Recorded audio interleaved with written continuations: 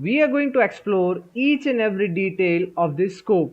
First we'll go for this toolbar, all the details in this toolbar, complete details, and then we'll go for this menu bar, file, tools, view, simulation, and help. So without wasting time, let's get started. This is the blank canvas and we are going to prepare a simple circuit. To add different blocks to this canvas, you can go to this library and you can take any of the sources. For example, we are going to take the sine wave, add to the block, and here we have the sine wave. There is another way through which you can add another sine block to this canvas. Double click it and write sine wave.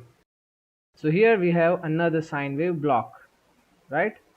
Now I want to add these two sine waves together. So I'll double click it and write add. I'll have another block. I want to add these two, so I'll make it plus plus. So there we go.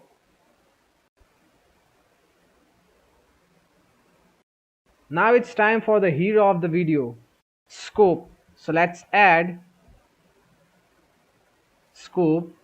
Right now we want only one axis. And there we go, our circuit is ready.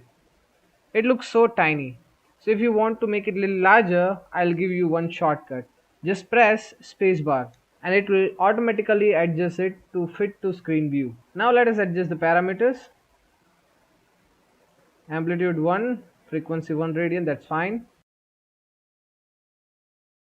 Here amplitude make it 2, frequency also 2, and run the simulation.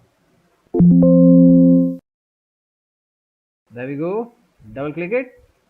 This is how the display of scope looks like. Now we are going to explore each and every tools in this scope.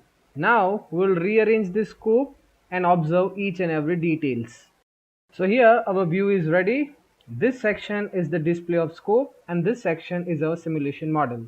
First we'll start with the configuration properties. Over here you can see a tiny gearbox. Click it and you will have the configuration properties of scope. There are main 4 tabs: main, time, display, logging. We'll start with the main.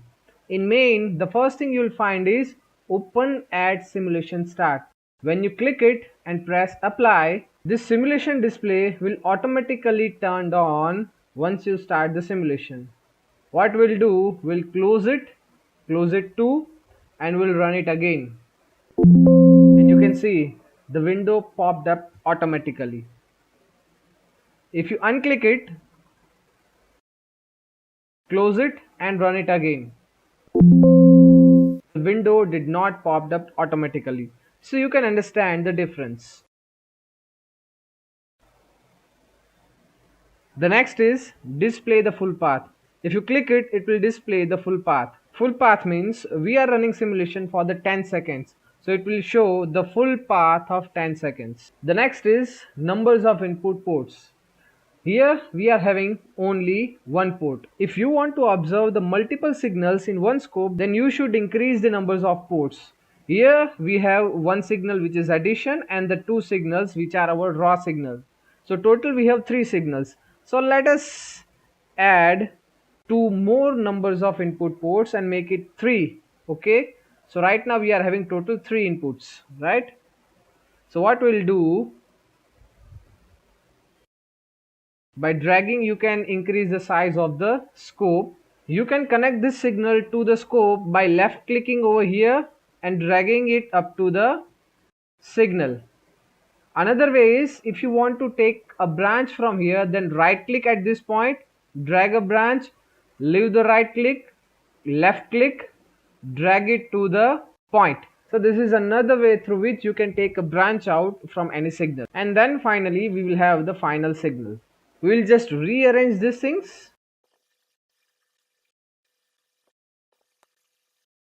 Now we'll run it again and we'll observe all these 3 signals in scope display. So there we go. You can see all these 3 signals are displayed in the scope. Over here, the first question comes into your mind is, how should I identify that which of the signal is which in this output? From here you can add legends click on the show legends button and you will have a legend over here. So yellow is the sine wave, blue is sine wave 1, and the red one is add. So here this one is the sine wave, this one is the sine wave 1, and this is the output of add. So by observing these legends you will be able to identify the output. Now we'll jump back to our configuration property. So we have seen how to add numbers of input port. Now we'll go for the layout. When you click this layout button, a small window is popped up over here. Here, each of this block changes its color when you hover the mouse. This shows the matrix layout or arrangement of all these three graphs. This means a matrix of 3 cross 2 is placed in this figure, and you can place up to 6 figures in one graph. Just click over here and say OK. So you can observe that 3 rows and 2 columns, so total 6 figures you can occupy in this place. Let's click it again. Over here, when it's blue, it means this place is assigned to any particular graph.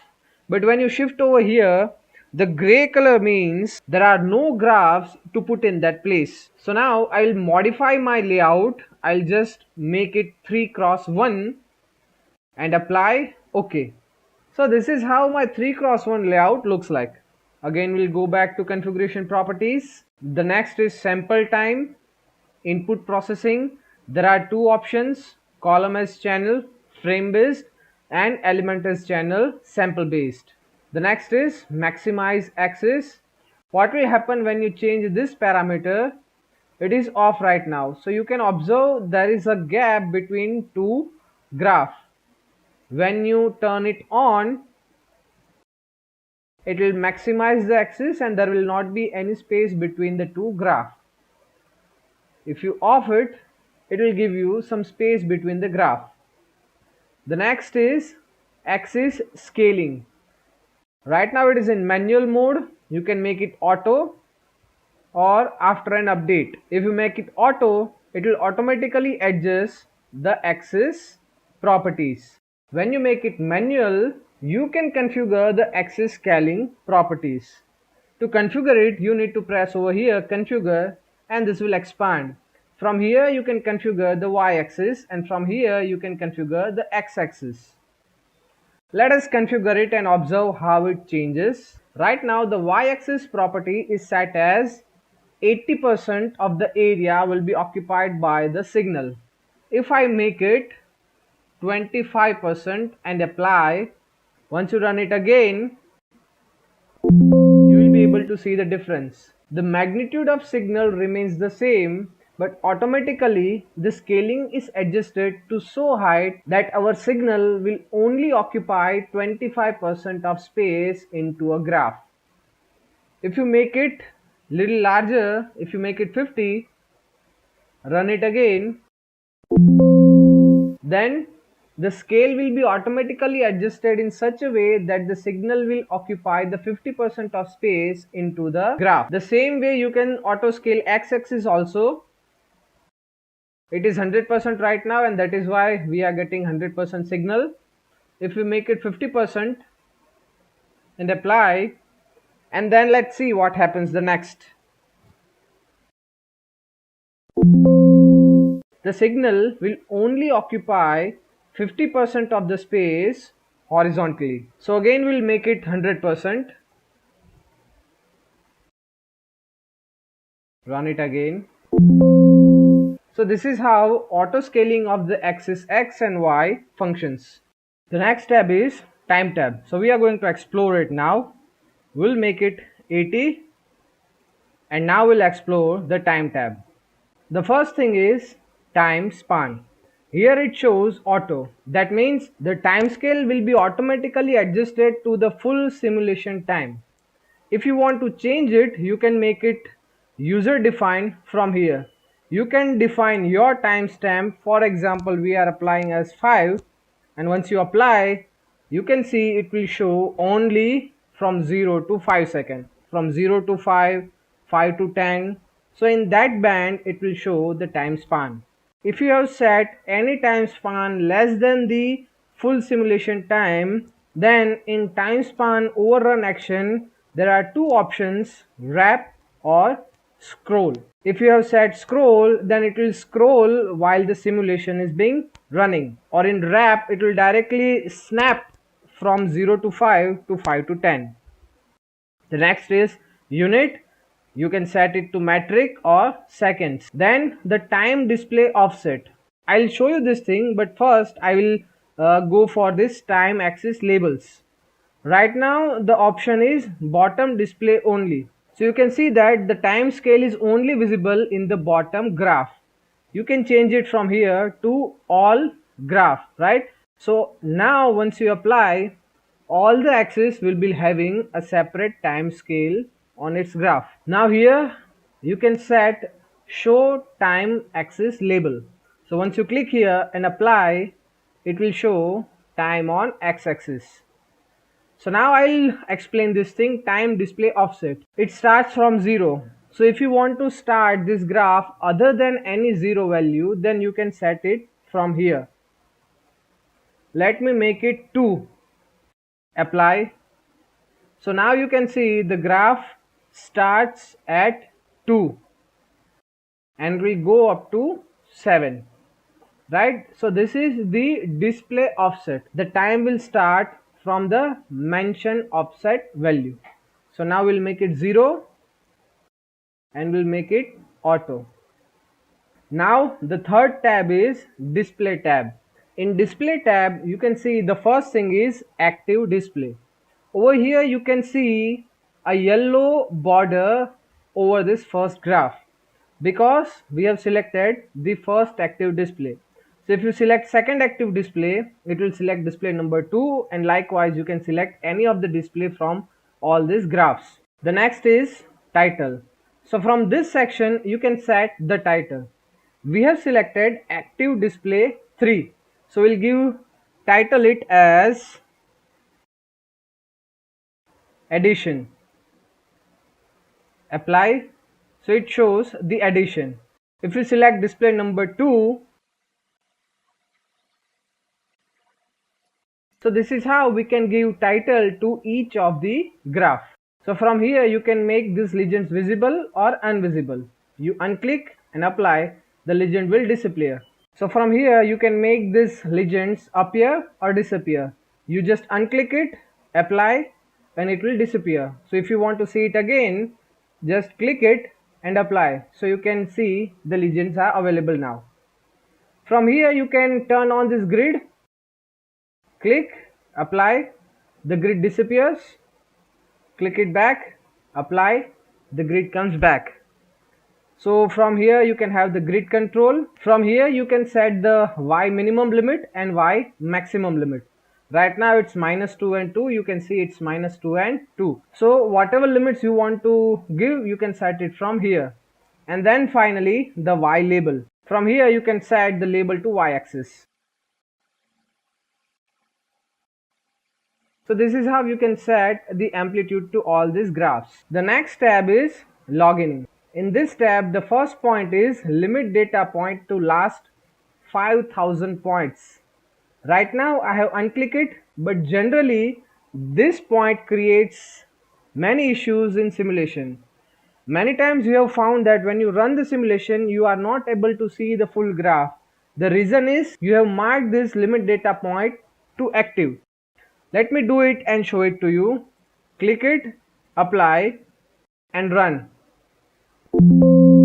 So when the limit of this 5000 data point is enabled, you will face this type of issues. The graph will be shown of only last 5000 points. Let me zoom it out from here. Okay, I cannot zoom it out because in this main screen we have fixed the scale, right? So we will unclick it, right? Again come back here, run it again, and now you will be able to see.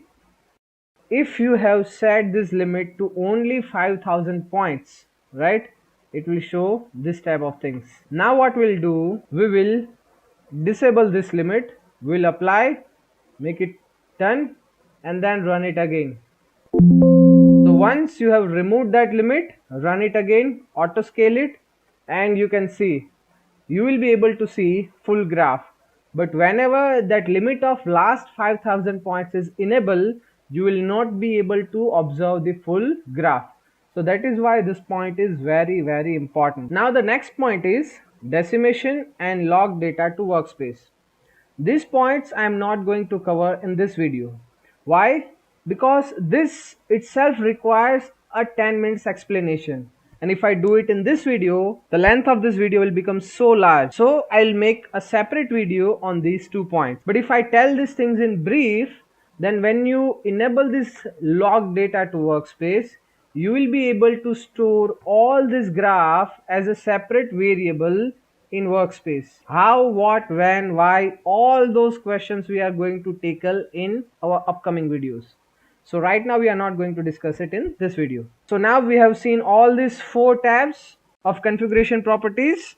So before moving ahead, there is a quick short question for you, and the question is this: which of the tab is useful to set Y label out of all these 4 tabs? Write the answer in comments below. I am asking this question to have just a self check that have you really learned anything from this video or not. So check it by yourself and write the answer in comments below. Now we'll jump to the next thing. Close it. Beside this gearbox there is small arrow. When you click it, a small menu will pop up. So the bottom thing shows the show legend. When you click it, it will disappear all the legends, and if you want to see it again, just click it again. So from here you can directly have the control of legends. The next thing is layout. If you want to change layout quickly, you do not need to go to the configuration parameter.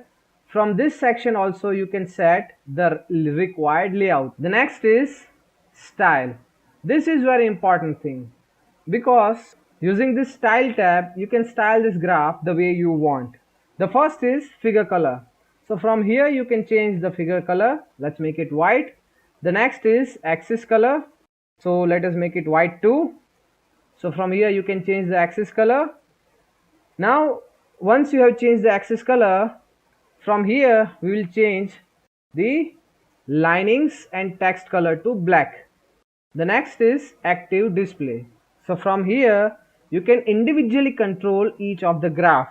Here it shows active display 3, so we are going to change in this third graph. The name of the signal is add. So from here you can change the line, width and color.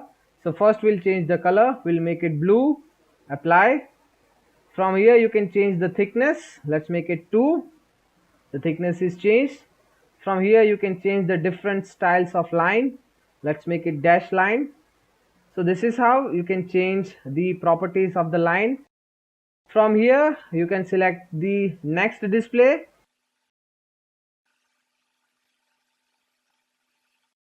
So this is how you can set the appearance of the graph. So now we are done with this configuration properties. All of these tools are just a shortcut from this menu bar.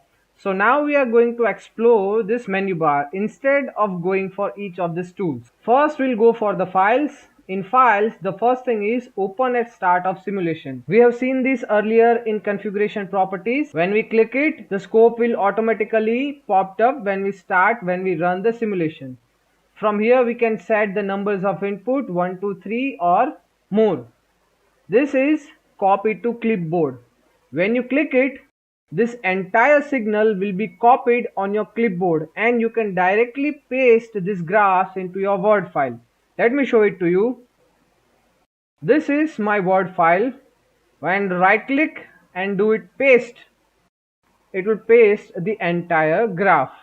So this copy to clipboard is really very useful. The next in files is print, print preview and print to figure. So print and print preview is useful for directly printing to the printer, but print to figure is really very important.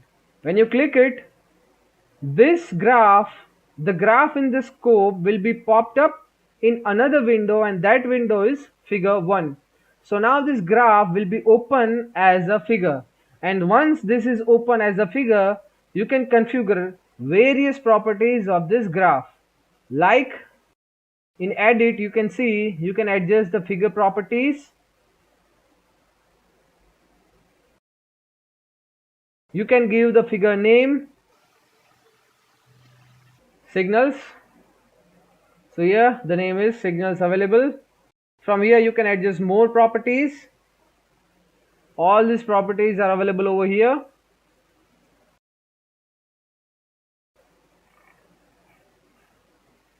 We'll close it. Properties of individual graph which you can regulate from here. You click on any of the graph and separate property of that graph will be popped up. X-axis, Y-axis, Z-axis, font, and all the different properties you can set it from here. For each of the graph you can control the properties of that graph. You can control the color, the dashed line, the title, font style, everything you can control it from here. There are other different tools available in this figure editing block, but we are not going to explore all of these things right now, because right now our focus is to understand scope, not to understand how to edit the figures. We will make a separate video on how to make a paper ready or a report ready figures from the scope, but that we'll see little later. So right now we'll focus only on scope. So we'll close it and again go back to the files, close and close all the scope windows. So it is self-explanatory. The next is tools. From here you can zoom in, zoom x-axis, zoom y-axis, and zoom out. From here you can pan the graph, pan, and you can move this graph the way you want. Basically all these properties is available over here, panning and zooming. Once you click it, starts clicking it, it will keep on zooming at that point. If you want to zoom out, click over here, you will be able to zoom out the axis. If you want to rearrange all this axis, from here you can adjust all the axis. So from here you can do horizontal as well as vertical zoom. Click zoom X, click and drag up to the point where you want to zoom in. So this will zoom in the graph like this. The area you want to zoom, just drag up to that area and it will zoom that area. Again, auto scale. If you want to zoom y-axis, select appropriate y-axis and drag up to the area where you want to zoom and it will zoom the y-axis. Again, auto scale and zoom out. From here you can zoom horizontally, you can zoom vertically, and you can set auto scale. So ultimately shortcut of all these things is available over here. Now the next thing in zoom is axis scaling. You can save the axis limits, restore the axis limit, automatically scale the axis limit. The shortcut of these things is available over here. Scale axis limits, scale x and y limits, all these sections we have seen in configuration properties. So we are not going to repeat all these things again. The next thing is triggers and measurements. So first we'll explore the measurement and then we'll go for the trigger. So in measurement, the first is trace selection. The trace selection is basically to select any particular graph. So from here you can select any of this graph and then you will do different measurements. The next is cursor measurement. We'll select it and you will be able to see two cursors on each of the graph. So from here we'll select any of the graph. Let's select this middle one, the red graph. Now when you move this cursor, you can observe the change in the value, right? So it will indicate the value of x and y for this particular point. If you want to observe the value for any other graph, so from this trace selection you can select that particular graph and it will show x and y's magnitude for that particular point. So here it will show the time at this point. This is point number 2 and this one is point number 1. So this one shows the readings for point number 1 and this 2 shows the readings of point number 2. So right now we are at 7, so it shows 7.006 and the magnitude is 1.984. This delta t shows the horizontal distance between the point number 1 and point number 2, and delta y shows the vertical distance between these 2 points. Here there is another small section available for settings. So from here you can set from waveform cursor to screen cursor. When you adjust it to screen cursor, you can move this cursor anywhere into this screen, and the reading according to that point will be visible at this measurement section. If you want to move this point only on the graph, then you need to select the waveform cursor. Then after, with the movement of this cursor, the point will shift only on the graph, and when you select the screen cursor, then it will move anywhere into the screen. So we'll set it to waveform cursor. From here you can lock the cursor spacing. If you move one, both this line will be moving, right? Because we have locked the spacing between point number 1 and point number 2, or we can call it as cursor 1 and cursor 2. Snap to data. If we want to snap to any particular data, it will directly jump to the next taken data. So we'll unclick these two things, close it. So these are the measurements which you can take from the cursor measurement. The next is signal statistics. So from this section you can have all the important statistics of the selected signal: maximum value, minimum value, peak to peak value, mean, median and RMS value for this selected signal. So all the important quantities of selected signal can be observed from this signal statistics. The next is bi-level measurement. So in this bi-level measurements you can have multiple datas. Let me close these two things so we can have a better view. Over here there is parameters of overshoot, undershoot. All these things are very much useful when you are dealing with the error signals, right? These are for the cycles. It shows the frequency of our signal, pulse, width, duty cycle. All these things can be seen from these sections. Now we'll close it and go for the final peak finder. In this peak finder, from here you need to select the waveform. We have selected sine wave 1. So here it shows there are 3 peaks available. Now when you click peak number 1, it will show the x and y of that peak number 1, and likewise it will show all the subsequent peaks. So this is what the peak finder is. We'll close it. Now we'll go to tools and check out this triggers. From this trigger, the first is mode. You can adjust auto, normal, once or off. Let's make it once. From here you need to select the source. We have selected the sine wave 1. You need to select the type, age, pulse, transition. We have kept it to age, rising age, falling age, or either any of the age, whatever you want to select. Let's suppose we are taking as falling age. This tab is for auto level. When you click it, it will automatically level it. If you unclick it, then by clicking here you can adjust the level, right? So let's suppose we are keeping it up to this level, and let's run it again. So you can see this is how it is triggering the signal at the falling edge. Now we'll explore the next things. We'll close it, run it again. So our original graph is back again. The next is view tab. In view tab, the first is layout. When you click it, it will again show us the layout, and this thing we have already seen. The next thing is configuration properties. This tab we have already seen. Then the next is style, legend. So all of these things we have seen earlier. The next is bring all windows forward. So it will bring all the windows of the scope in forward direction.